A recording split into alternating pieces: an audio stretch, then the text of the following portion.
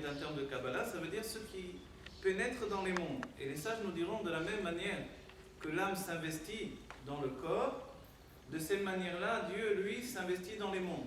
Donc Dieu se trouve avec nous dans les mondes. Et ce niveau de Dieu qui se trouve avec nous dans les mondes, qui s'appelle Memale Kol Almin, qui veut dire qui remplit tous les mondes, c'est un niveau qui subit les changements de la situation des mondes dans lesquels on se trouve. Et de ce fait-là, il importe que nous soyons des tzadikim, que nous fassions Torah et Mitzvot, que nous fassions sa volonté. Et à chaque fois que l'on exécute la volonté de Dieu, alors, effectivement, on élève la lumière divine et on lui donne de se sentir encore plus chez elle. De la même manière, puisque l'exemple c'est notre âme par rapport à notre corps, à chaque fois que l'on étudie la Torah, que l'on fait la Torah et les mitzvot, alors l'âme se sent beaucoup plus investie dans le corps, elle sait, elle comprend, elle ressent la raison pour laquelle elle est venue vivre dans ce corps. Et finalement également dans ce qui s'appelle l'âme animale. Il y avait déjà dans les écrits du Rambam, qui rapporte Hippocrate, qui était un grand médecin de la Grèce. Alors Hippocrate déjà donnait les noms de âme animale et âme, pas divine, mais âme animale et âme intellectuelle. Dans la Chassidut et dans la Kabbalah, déjà dans la Kabbalah du Harizal, dans le Etzraïm et d'autres écrits du Harizal, on rapportera l'âme divine. Et l'âme divine, c'est le don qui a été fait au don de la Torah aux Juifs. Qu'est-ce qui caractérise un Juif? C'est son âme divine. Il possède également une âme intellectuelle et une âme animale. Ce qui est extraordinaire dans tout ça, c'est que finalement on peut très bien vivre toute notre vie sans vraiment dévoiler totalement l'âme divine. Et ce qui est plus effrayant encore, c'est qu'on peut très bien passer nos journées à n'utiliser que notre âme animale et non pas notre âme intellectuelle.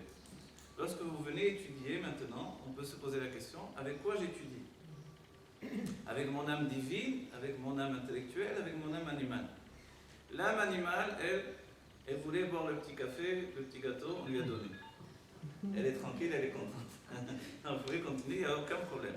Il faut l'entraîner avec nous au contraire. Depuis l'Admor HaZaken, l'explication c'est qu'il ne faut pas la laisser de côté. Il faut lui dire, viens au cours, tu auras de quoi manger, de quoi boire, c'est agréable, etc. Voilà. Ça c'est l'âme animale. Maintenant, l'âme animale, elle a aussi un intellect. Et elle est très intelligente même. Son intellect lui permettra de gagner sa vie. Mais ce n'est pas encore l'intellect qui va se développer comme un système intellectuel, comme celui qui nous sert à étudier dans une université ou à l'école, etc. Ce qui nous sert à étudier quand on fait un travail intellectuel, c'est l'âme intellectuelle. Et ensuite, il y a l'âme divine qui, elle, est totalement en dehors des notions d'intellect et de sentiments que nous connaissons, mais qui possède elle-même ses sentiments et son intellect. Si l'on doit résumer, on dira que l'âme animale est comparée au sentiment, tandis que l'âme intellectuelle, alors c'est autre chose. Qu'est-ce que c'est? L'âme intellectuelle, elle doit être l'intermédiaire entre l'âme divine, qui est une part de Dieu qui a été inscrite, qui a pénétré dans le corps du juif au don de la Torah. Et maintenant, elle est intermédiaire entre cette âme divine, donc l'âme intellectuelle, et l'âme animale elle-même. Donc quand on étudie ici, nous étudions avec notre âme intellectuelle. Le rabbi dira une phrase qui est importante, il dira qu'il faut étudier de manière à ce que l'intellect de l'âme animale comprenne, l'intellect de l'âme intellectuelle comprenne, et l'intellect de l'âme divine comprenne. Voilà. Donc à la fin du cours, on va faire un examen pour voir lequel de intellect a compris le cours.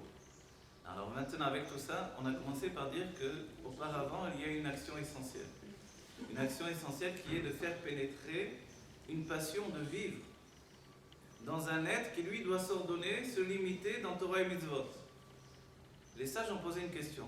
Ils nous ont dit, pourquoi finalement, quand Dieu, qui est le créateur du monde, quand Dieu a choisi pour son peuple une terre, pourquoi il nous a donné finalement un petit morceau de terre toute petite? Il aurait pu nous donner l'Amérique. Il aurait pu donner la Russie, ce qu'il voulait, puisque c'est lui le propriétaire du monde. Pourquoi il nous a donné cette petite terre? A priori, c'est petit. On dit qu'il katan alayt, c'est petit pour moi.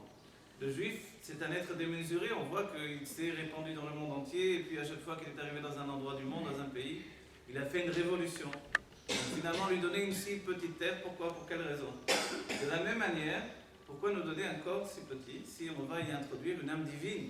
Quand on dit divine, ça veut dire que les mondes, le cosmos, tout ça c'est rien. Le cosmos c'est la plus petite partie du monde qui s'appelle le monde de Asiya où nous nous trouvons.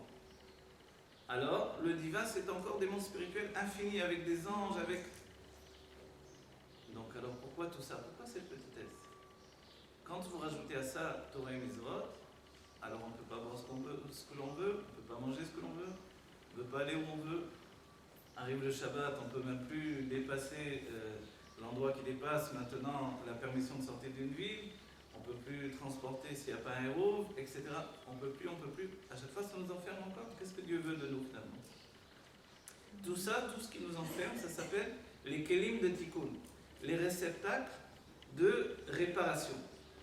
Alors quand quelqu'un arrive et il voit les choses de l'extérieur, il dit mais c'est des réceptacles qui nous enferment, ça nous étouffe. Pourquoi Dieu a voulu nous étouffer?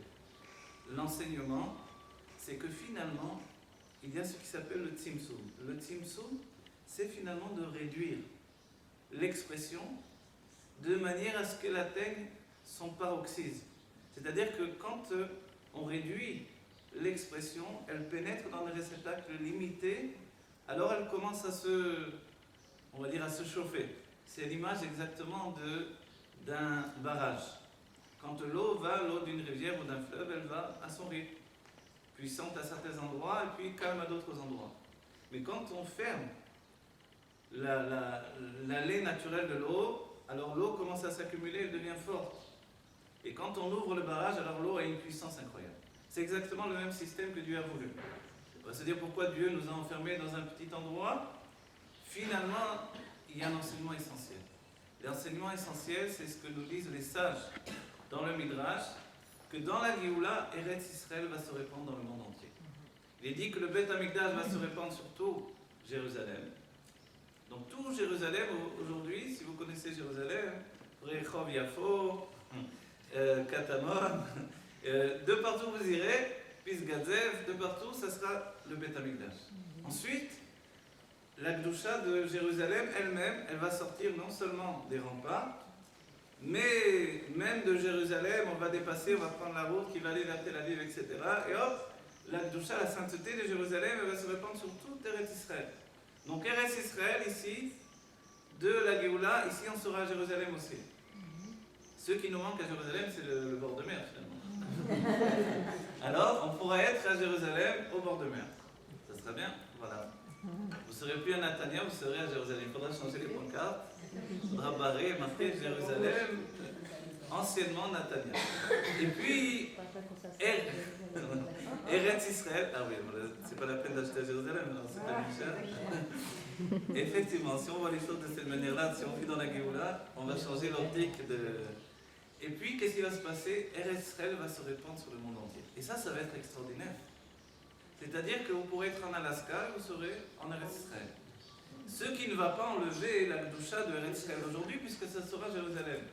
Donc les sages nous disent dans le Midrash que la veille de Shabbat et la veille des fêtes, toutes les familles qui seront installées dans le monde entier vont venir sur des nuages, sans pollution, sans bruit, sans rien. Sur des nuages, ils vont venir au Beth Amikdash, qui sera, on a dit, énorme, puisqu'il sera fait de quoi? Pourquoi il va être si grand le Beth Amikdash? Parce qu'en réalité, toutes les Bate Knesiyot vont s'élever. Le Beth Amikdash, on dit qu'il va descendre du ciel. Ça fait un peu futuriste, un peu Walt Disney, tout ce qu'on veut. Mais dans le judaïsme, on a une âme d'enfant. Et on y croit. On y croit parce que